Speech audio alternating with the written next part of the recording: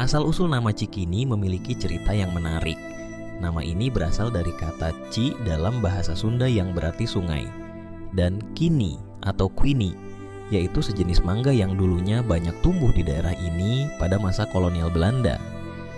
Gabungan kedua kata tersebut mencerminkan karakteristik wilayah Cikini pada masa lampau, yang dipenuhi aliran sungai dan pohon mangga quini. Seiring waktu, nama Cikini pun melekat dan menjadi identitas kawasan ini. Pada masa penjajahan Belanda, kawasan yang kini dikenal sebagai Cikini dahulu dieja sebagai Tjikini. Ejaan ini mengikuti sistem penulisan Belanda yang saat itu berlaku di Hindia Belanda. Seiring berjalannya waktu dan perubahan kebijakan bahasa, nama kawasan ini pun mengalami penyesuaian ejaan menjadi Cikini, seperti yang kita kenal sekarang.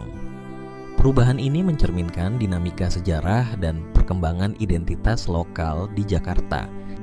Raden Saleh dikenal tidak hanya sebagai pelukis ternama, tetapi juga sebagai pemilik tanah di kawasan Cikini.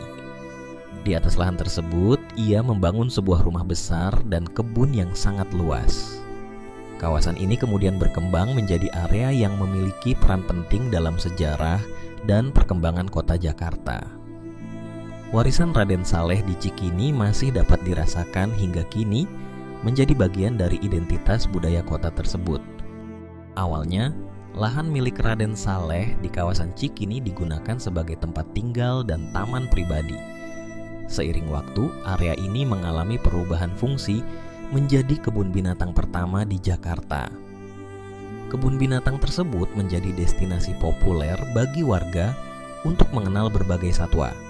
Namun, seiring perkembangan kota, kebun binatang ini akhirnya dipindahkan ke lokasi baru di Ragunan.